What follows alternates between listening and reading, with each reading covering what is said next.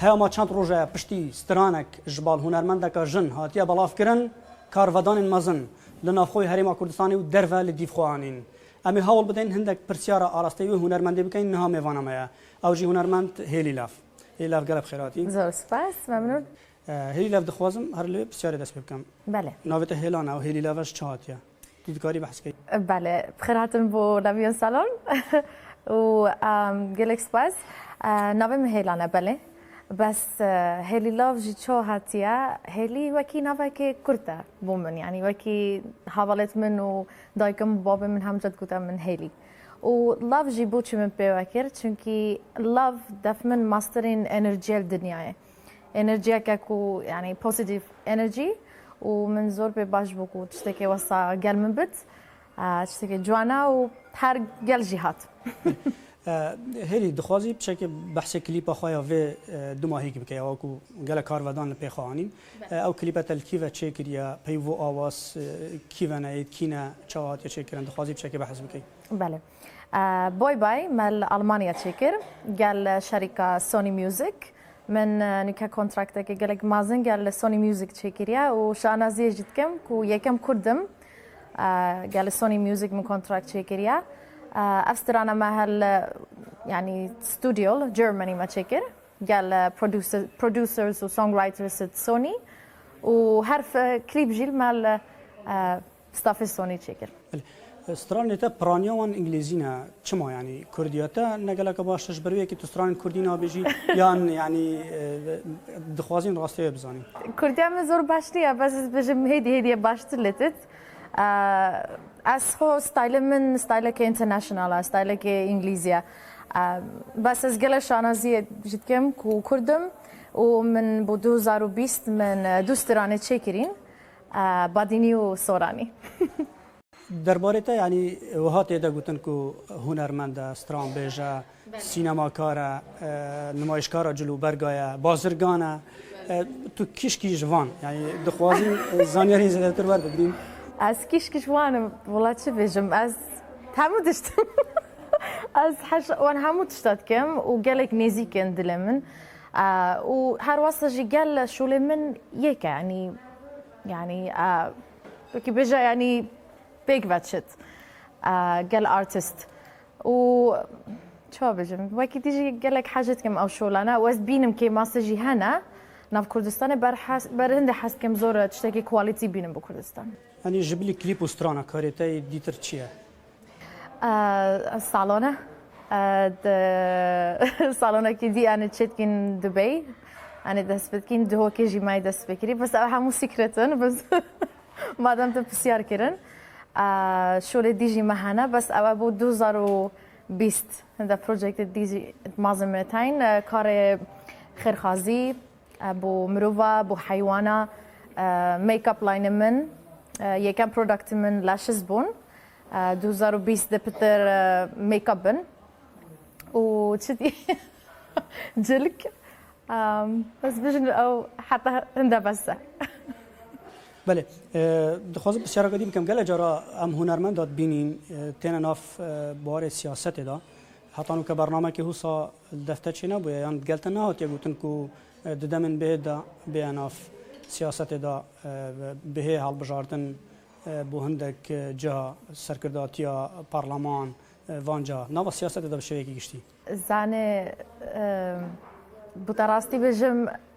از آرتیستم و از شغل خود بینم که آرتیست از من زور باش نینه که آرتیست زور بچت نف پولیتیک و او تشتانه چونکی شغل ما فرقه گلوانا و او شغل خود باش تزن بس هنده جار يعني هنده جار بيويستي يجي آرتیست بچت نفدا چونکی آرتیست دنگی که مازنه های و انفلونس یه مازن های چون مثلا کلیپا شورش من چکر و گلک دنیای دنگ ودا همو میدیا دنیای دنگ ودا و حتی واشنگتن از خلات کرم سر او کلیپه و پرایم منستر لیسابون از گازی کرم پرتغال و جا هنده جارا پیوستی آرتیست دنگی خو يعني بلند بكت رأي خو بجد بس حتى انه كان جیانته یا کمالاتی یا چاویا دخوازین سر جیانته یا کمالاتی عندك تشتاب زانين پروسس هفجینی تو چت نوا پروسس هفجینی دا یان دەمێت خۆ هەروەسەت و چاوە دەرباز دکەی لە هەولێرێ ڕۆژە من زانێ ئەس زۆر کێمتەمە هەولێرە چونکی شوولە من گەلێک دەربەیە بەس باوەڕ بکە هەموو جاژی خەریب بم زۆر وەختێ کوردستانی دوورت بم ڕۆژێت منژی ینی هەموو ڕۆژە نه هەموو ڕۆژ بەس ینی هەفتەیە دەبێژە 6 جار ئەس دەچمە بۆ ڕیاضێ مدیتیشن ئەس چاوی خۆ دەمە زۆر خارنەخۆ و بەدەنی خۆ و چ دی ئەس زۆر شۆڵ کەم ینی شۆلە من هەموو ڕۆژە هەیە بۆ هەموو تشتە ئەو ئەس گەلێک حەجەژت کەم ینی ئەس ینی باوەڕ ناکەم چ جار دەشم ماڵ بەس دانیشم و ئیسراحەتە بکەم ڕۆنەشتناتە لەسەر پشتا زەڵامەکەی کارڤەدانین گەلێکین مەزن لە پشت خۆ چێکردن تو دبێژی من تەقلیدا سترانبێژ مارلین مەندرۆی کردە بەس نوکە پرسیارێک چێت بیدن بێژن ینی چمە هونەرمەندە کوسا بەرنیاس دچی تەقلیدا کەسێکی دن دەکەت ینی تا بۆچی هەوڵ نادە کوتوب خوبی لەجەیەک و تو تەقلیدا کەسێکی دی بکەی ئەوە هەڵبەت پرسیارە ئۆکەی پرسیارێکی جوانە یەکەم تشت وەکی من گوت ئەو يعني افسترانا سوني ميوزك بو من تشيكريا قال كونسبت اوي قال فكراوي وازي رولي مارلين ماندروي بن مارلين ماندروي وكي ايكونيك الدنيا وقت خو هوليوود همو دركش كاندن بو همو افراد ورولت زورت ريسك وارجرتن وزور قوات بو ما بباش بوكو اسوي رولي ببم وشانازيه جيبو من چونكي افجنا يعني جناكي قالك مهمه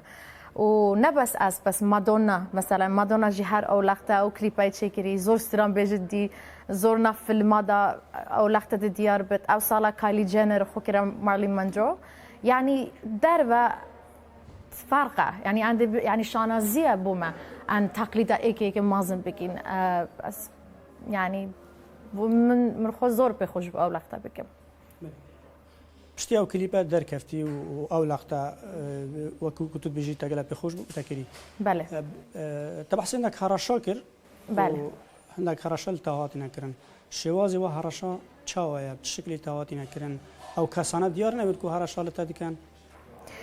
بس كتو جابك بدا او بوها مقوقت از كليبك بلفتكم هاو جار حرشة وتحديت وكشتن وخبر وحمو حجمت اذا سر من نازان بو بس راستي او كسانا يعني ديارنجي يعني او كومنتت حمو ديارن او كسانا كينا برايفت مسج زورتن جروبك شولتكن مثلا او ديسلايك انا او جروبك ديسلايكات كرن بس كو شغل كيم بكن بس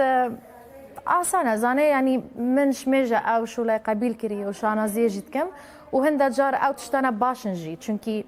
هكا مروف هر تشتي بسيط شيكت وكو كز بحسناكت اوجي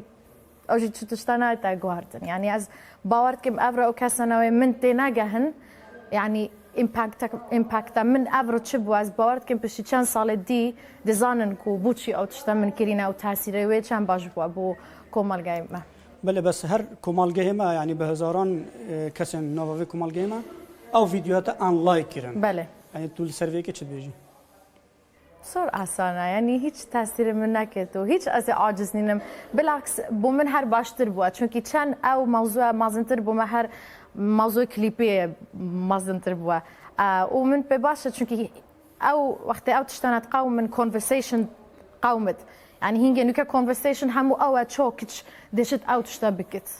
بس چونكي يعني من او تشتكير يعني كان عندي بحثي وان تشتكي يعني حق جنو بوشي يعني عن هندا مثلا تشتكي نوبة كردستان راسان عندي هجوم كينا سر او تشتانات باشن بلا ازبه قرباني شانا زيجت كم چونکی بو من آسانه يعني از حاضرم چونکی اتزانم پوزیتیو ده چند حبت بشی چند سال دی هلی گله بحث وی که تکرن کو کمپانیا سونی میوزیک بله دخواست رون کرنه لتکریه لسر آنلاین کرنا خلکی خلکی ویدیوات آنلاین کریه او کمپانیا گلک دلگرام بویش لسر وی که کوچما اوی خلکی بوی شوی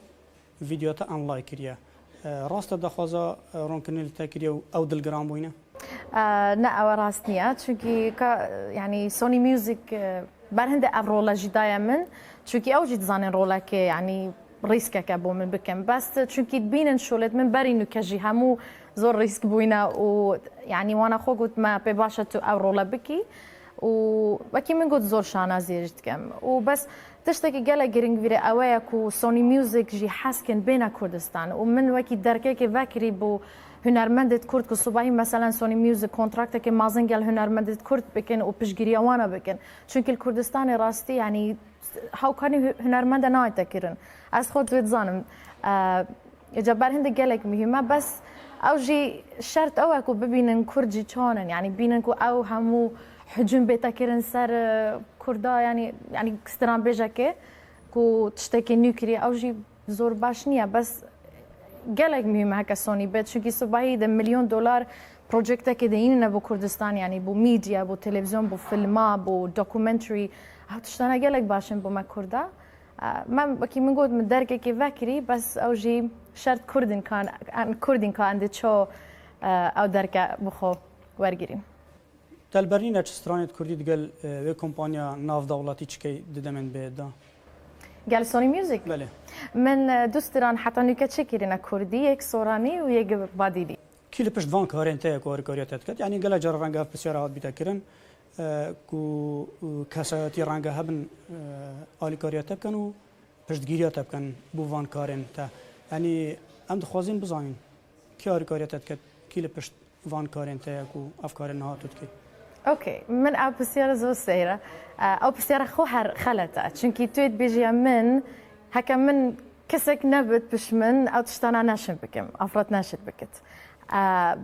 برهند منو بسيارة قالك سيرة بس زانه اسنا نكبوي مسترانبيج و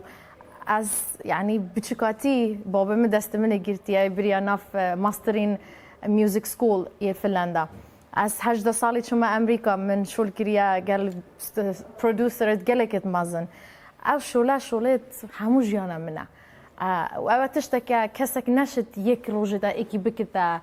هنرمت چونكي هنرينات تشتكى تو دي بارا كري هنر جدلا رحا وهكا هند حشولي خناك مروتش ناشت سركب نا بس شولي من بس هر كسك ناشت شو يعني سركب جيانا خو هكا جدل حجيناكت حاضر بد مانديبون وقرباني واوتشتانا بكت هاوكاريا من وكي كليبت من بري حمو ديارن حمو شركة وانا لوجويت وانا ديار بوينا بري او كليبانا من تشيكرينا و اف كليبانا جي سوني تشيكرينا و 2020 جي حمو دبتا سوني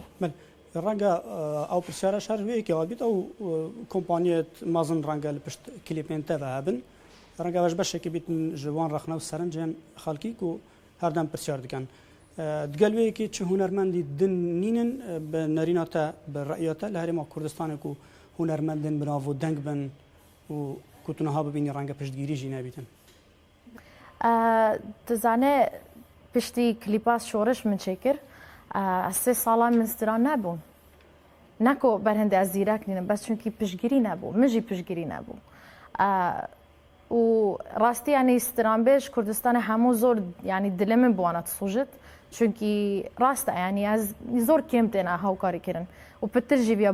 بوانا بتا كرن چونكي او ولاتا از حس كم بترخل درب بناسن هنري وكولتوري نبس سياسي ونفط وشر وداعش وبيشمرقه يعني چونكي ما قالك استرانبيج قالك تزيرك هناش من زيرك ترنجي بس زانه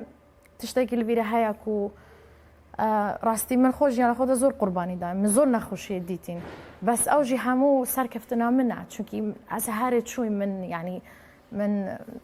از چجانا راوستايمه بله يعني قالك استرانبيج او درفتها بوا بس تشتكي يعني حركة ستايل خو حركة قوة خو حركة يعني نازانم يعني قالك زحمته بس بو هر کسک از حس کن بجم چجا جیانا خدا بلا خونت خونه برده چونکی چتش صانهینین جیانه ده تایبت تشته مازن بله هلی اماتینا داویا و دیداری اگر تشتکه بی تپی باش بید بیجی فرم